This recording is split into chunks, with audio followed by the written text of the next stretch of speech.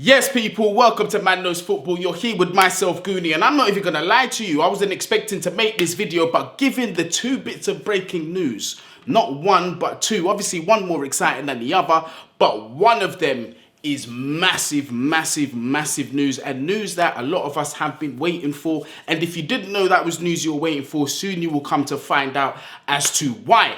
But before I get into any of the content, please make sure you do these things for me. Help me get up to 15k. Smash that subscribe button if you are new to the platform. Smash a like as well if you like the video. Just smash it anyway. It's free. Don't cost you nothing. Leave your thoughts down there in the comments as well to let me know your thoughts on both bits of news. So let's get into the first bit of news today, and for me this one is just as, or potentially even more exciting than the next bit of news that I'm going to give you. But Todd Boehly stands down as Chelsea's interim sporting director. The bulk of Chelsea's transfer business will now be handled by recent appointments Christopher Vivell and Paul Winstanley via Matt Law. Now, that news there for me is very exciting. Obviously, Todd Boehly does not have the most footballing experience, and he's messed up a few transfers, or potential transfers to say the least, and has not made us look good publicly. So for me, it's a massive relief, and it's hugely encouraging that he has given this position to both Paul Winstanley and Christopher Vivell to work as a tandem to get targets through the door. Two more experience with an excellent track record to be dealing with Chelsea's transfers. Now, with this, the outgoings, not just incomings, the outgoings, I hope they both identify what Graham Potter needs out of the door. Jorginho, don't give him a new contract. Send him out of the door. As Piliqueta, if you can, phase him out of the team. Bring in another right back. Yeah? Prepare for Kovacic's departure. What's going on with N'Golo Kante? Apparently right now it's looking 50-50.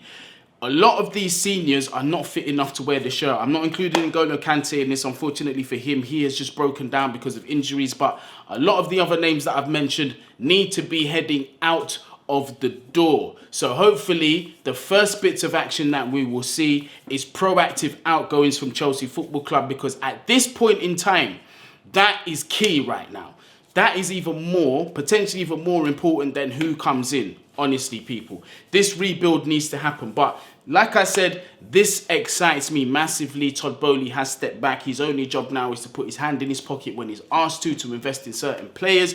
Left it with two very capable and reputable men in terms of this recruitment game in football. Let's get into the main bit of news, the one that everybody wanted to hear, the transfer that is making a lot of Chelsea fans jump for joy. For me, I'm not quite there yet, but Atletico Madrid star boy Joao Felix looks like he is close to joining Chelsea Football Club. Apparently, a deal has been agreed. Now, listen, people, forgive my cynicism and my unencouragement. It's for two reasons. One, like I said in the previous upload that I did, David Ornstein, Fabrizio Romano, whoever it may be, I couldn't care less. Chelsea, I just want you to do your job. If you're going to sign players, yeah, I want to see it on the Chelsea website. Shirt, Todd Boehly, handshake, all of that official stuff.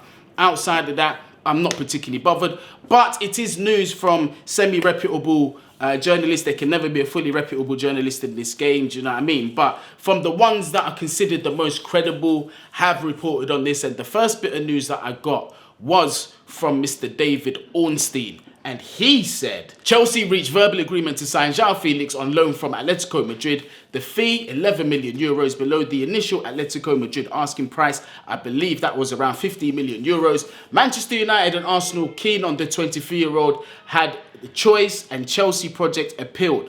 More reinforcements to follow this month. So, according to David Ornstein, Joao Felix did have the pick of his clubs, but Chelsea were the club that appealed to him the most. Now, while I do believe that there is an appeal at Chelsea Football Club, certainly from a long-term perspective, I personally think this comes down to the three clubs and who was willing to pay the loan fee, and Chelsea were willing to do it. That's just my honest opinion, but it's looking like Joao Felix will soon become a Chelsea player, and not just David Ornstein has reported on this. Fabrizio Romano, Chelsea are now in advanced talks to sign Joao Felix from Atletico Madrid on loan until June. Deal at final stages, no option clause discussed. Fee will be more than 10 million euros with salary covered and taxes. Talks accelerated after injuries and the last game. So interesting takes from both Fabrizio Romano and David Ornstein. Fabrizio Romano says something that is very interesting, and that is there is no mandatory option or even a buy option in this loan. How I feel about that is I'm not too bothered about it, because at the end of the day, yeah, if this signing doesn't go right, there's not a mandatory £86 million or ridiculous amount of money that we're going to have to pay at the end of the season, and to be stuck with a player that's going to be perceived as a flop potentially, it's going to be even harder to get him off the books. And you lot know how Chelsea recently like to do deals for young players. It's like 6.5, 7-year deals. So it's going to be long-term deals, hard to get this player off the books. So to go for him without a mandatory buy, for me, is good. Who knows though, he could come in, we could sort out other areas, which is something that I'm going to come on to, and he could do a seriously good job. But we already know Joao Felix, a very talented player, once was looked upon as to be one of the elite young players coming up in the game. Had an excellent stint at Benfica, really showing what he could do, could express himself over there. And the thing is with everything he was doing, with all the flair, he had end product. He really had end product. He's very versatile. He's a traditional forward where he can play one of the front three positions. He could even play cam, I believe, if you asked him to, but he is usually used in one of the front three positions. Unfortunately for him, he found himself at Atletico Madrid with Diego Simeone, who plays absolutely satanic football. Yeah, Book of Lucifer, chapter 3 kind of stuff. That's exactly where he's getting his tactics from. So, you get me? When you're in surroundings like that, you can't expect a player who's expressive, who's got a lot of flair, unpredictable, to really express himself and show his true potential. So I'm willing to give the lad a chance. I can see bags of potential in him. Had a good World Cup with Portugal as well, to be fair, man. So there's definitely a player in him. But the most important thing, which I'm going to come on to, is that we facilitate Joao Felix, because under the current setup of Chelsea Football Club, we are setting him up to fail as well as any other attacker that's coming in. But David Ornstein did give us some hope in terms of potential more incomings to the club. The final sentence in that tweet that he gave us was more reinforcements to follow this month. Who knows what positions are going to be addressed? I really hope it's just not a focus on the attack. The midfield needs to be addressed massively.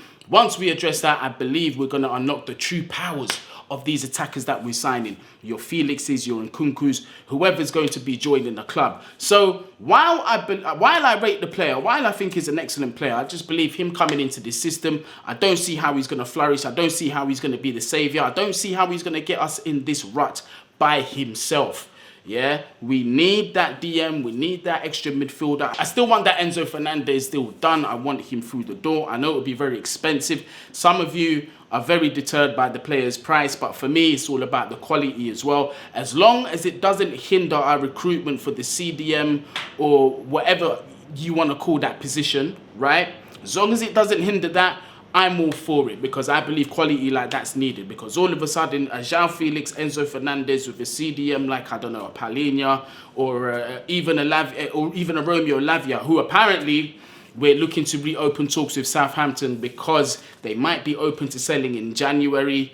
So let's see the developments on that one. But Joao Felix, it's looking very close. It's not signed, sealed, delivered yet. Like I said to you lot, I refuse to get excited on any transfer until I see the official shirt up, Todd Boehly, handshake, sitting there in the training kit with two brothers or whoever it may be right beside the player. Because this Enzo Fernandez deal, although I didn't get fully sucked in, I almost got fully sucked in. Yeah, but look, I still believe with that deal, there is still room to negotiate. I believe it's not all completely final. Chelsea can't go back into the player, etc. Money talks at the end of the day. Let's see if Chelsea are going to strike and really address this midfield position, because we are crying out. We are desperate to revamp that position. We're also desperate to get old players out. You get me? Certain players that don't want to be here. Pulisic, Ziyech, Jorginho, Kovacic apparently doesn't want to be here anymore. Like I said before, decide what we're doing with N'Golo Kante and fast. Get Aubameyang out of here. Yeah, that's 6 players that I've already mentioned among several who are on fraud watch. You get me? So it's looking mad at Chelsea. So I'm looking at this recruitment team really make the right decisions. Help this manager. He is going through hell and back in terms of the fan base, in terms of the squad that he's having to deal with. Do something for this manager. Help him help himself. Yeah? People, big up yourselves. Thank you very much for tuning into the video. As always, make sure you smash that subscribe button if you are new. Help us get up to that 15k mark. Smash the like as well. Leave your thoughts down there in the comments and hit the notification bell so you know when the videos are coming out. Yeah, remember people, let's not get too carried away. It's not official yet until he's holding up the shirt and all of that business. Joao Felix is a Chelsea player, but until then, it's all speculation. Yeah, it's all speculation. But people, as always, stay safe, up the Chelsea, bless up.